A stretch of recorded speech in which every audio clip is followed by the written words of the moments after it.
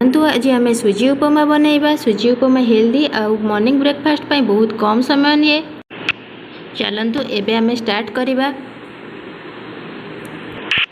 कड़ाई रे किछि तेल देई सेतिरे सुजी को देई 3 रु 4 मिनिट पर्यंत सुजी को आम भाजिबा।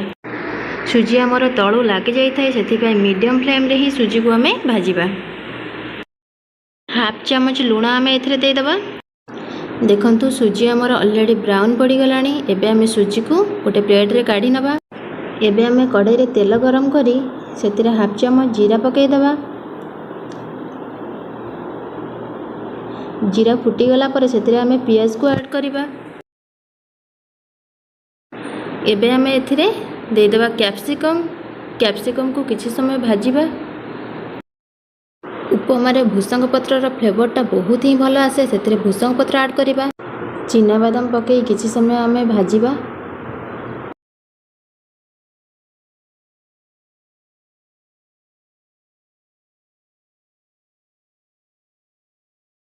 एबे आमे एथिरे काटिक रखिथिबा कंचा लंका को देई दबा। गाजर को मध्य एथिरे देई दबा। गोळेई नबा। एबे आमे छोट छोट काटिक रखिथिबा फूलकोबी को एथिरे देई दबा। किछि बीन्स आ आलू को मध्य एथिरे देई दबा। देई देई कि किछि समय भाजिबा।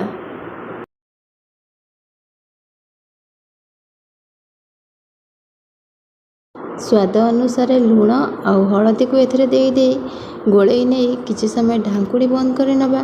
काईना परिबा को मध्य सिजिबार अछि। एबे आमे ढांकुणी खोली छोट साइज रो काटिक रखिथिबा टमाटो को एथिरे देई दबा।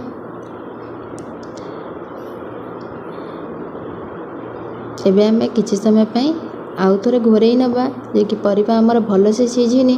परिबा भल से सिझिबा जाके आमे को एमती छाड़ी दबा।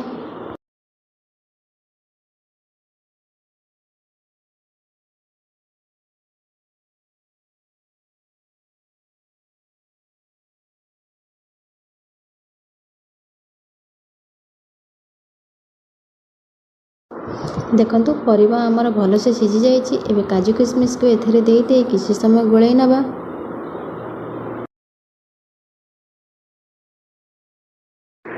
एबे आमे भाजी के रखिथिबा सुजी को एथिरे देई दबा।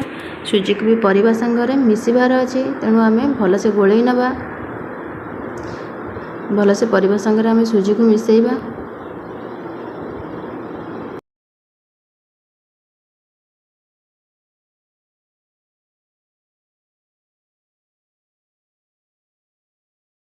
एबे सुजी हमर परिबा संगरे मिसी गले सेतिरे किछि पानी देई आमे सुजी को गोळेइबा। नहले सुजी हमर मुंडा मुंडा हे जिवो। सुजी को हमर गोटा गोटा हबार अछि तेणु आमे कांस्टेंट याको गोळेइबा नहले तळे भी लागि जाई पारे। देखंतु सुजी हमर गोटा गोटा हे जाइछि केते सुंदर कलर भी आसी जाइछि। एबे आमे गैस ऑफ करी सुजी को गोटे प्लेट को काढी नबा। जदि मो रेसिपी आपण मानको भल लागि थाए त लाइक शेयर आ सब्सक्राइब करबा को जमा भी भूलिबेनी।